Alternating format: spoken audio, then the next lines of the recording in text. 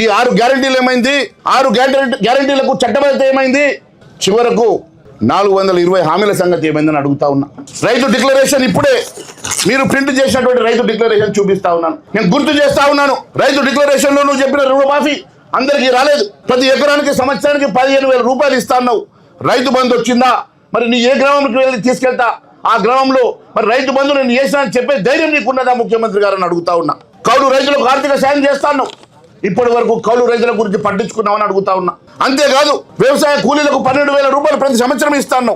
మరి వ్యవసాయ కూలీలకు 12,000 సంగతి మరి గుర్తున్నదా అని అడుగుతా ఉన్నా. అన్ని పంటలకు ఎంఎస్పీ ఇస్తాను, 10 పంటలు ఎంత కూడా ఇస్తావో కూడా చెప్పినావు. ఎంఎస్పీ పక్కన పెట్టండి, కనీసం కొనుగోలు కూడా చేయని పరిస్థితిలో ఈ రాష్ట్ర ప్రభుత్వం వైఫల్యం చెందిన మాట వాస్తవం కాదని అడుగుతా ఉన్నా. రైతు ఈరోజు పండించిన పంట అమ్ముకోవడానికి ప్రాణాలు వదులుతూ ఉంటే రాష్ట్ర ప్రభుత్వం గాఢ నిద్రలో అసలు సమస్య లేనట్టు 80% పండించిన పంట కొనుగోలు చేసినట్టుగా ముఖ్యమంత్రి గొప్పలు చెప్తా ఉన్నాడు. నేను ముఖ్యమంత్రి ఛాలెంజ్ చేస్తా ఉన్నాను. తప్పుడు మాటలు తప్పుడు లెక్కలు చెప్పేటువంటి ముఖ్యమంత్రి రేవంత్ రెడ్డి గారు, నీకు దమ్ము ధైర్యం ఉంటే రండి, నీ రాష్ట్రంలో నువ్వు చెప్పిన చోటికి తీసుకెళ్తా. రైతు పడేటువంటి కష్టాలు చూడండి, అక్కడ వరి కుప్పలను చూడండి, మక్కల సంగతి అదే, జొన్నల సంగతి అదే, సన్ఫ్లవర్ అంతే ఉంది, శనగల విషయం కొనుగోలు మొదలగాలి. రాష్ట్రంలో రైతు పడుతున్నటువంటి గోస అంతా ఇంత కాదు. ఏ రైతు ఓటుతోటైతే నువ్వు ముఖ్యమంత్రి అయినవో, ఏ రైతు పేరు మీద మీరు డిక్లరేషన్ ఇచ్చి వరంగల్ డిక్లరేషన్లో మీరు రాహుల్ గాంధీని దొరికొచ్చేసి అబద్ధపు మాటలు చెప్పినావో, ఈరోజు ఏ ఒక్క హామీ అన్న నెరవేర్చామని అడుగుతున్నా. నేను మాట్లాడితే కరెంటు తీస్తారు, ఆడ అసెంబ్లీలో మా మైక్ కట్ చేస్తారు, ఈడ మాట్లాడితే కరెంటు తీస్తారు. ఇది మాకు అలవాటు అయిపోయింది. పంటలకు బీమా ఇస్తానని చెప్పేసి మోసం చేసిన మాట వాస్తవం కాదని అడుగుతున్నా.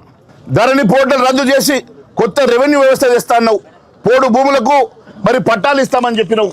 అనేక హామీలు ఇచ్చినావు కదా రేవంత్ రెడ్డి, అవన్నీ మర్చిపోయినావని అడుగుతా ఉన్నా.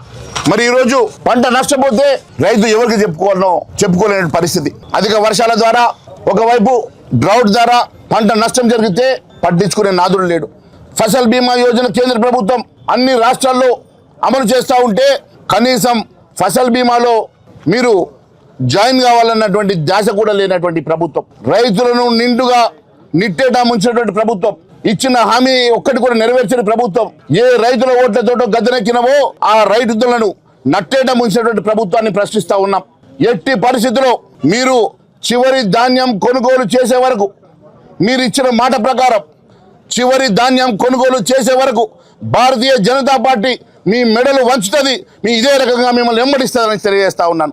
నెల రోజుల నుంచి కుప్పలు పోసి వానకు దడిచి ఎండకు ఎండి మరి ఇక్కడ కోసపడతా ఉంటే 40 రోజులైనా వాళ్ళకి సంచులు ఇవ్వలేదు. ఇప్పటి వరకు కాంట చేయలేదు. 4-5 రోజుల్లో మాన్సూన్ స్టార్ట్ అవుతుంది. రైతుల కోత ఎవరికి చెప్పుకోవాలో అర్థం కాని పరిస్థితి ఉన్నది.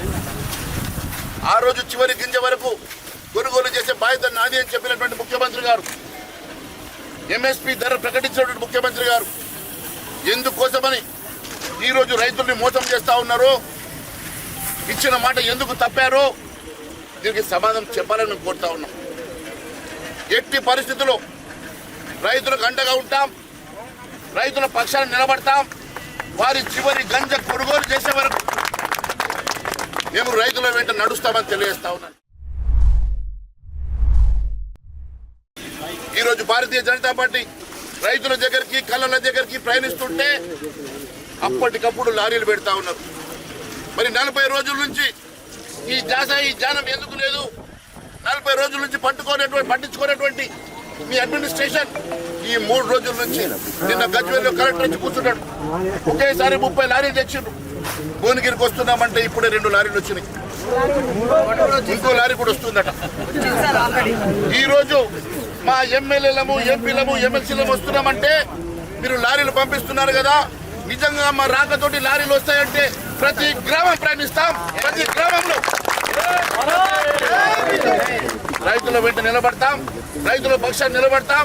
ఖచ్చితంగా రైతు చివరి గింజ కొనుగోలు చేసేదాకా వారి పక్షాన పోరాటం చేస్తామని తెలియజేసుకుంటూ ధన్యవాదాలు.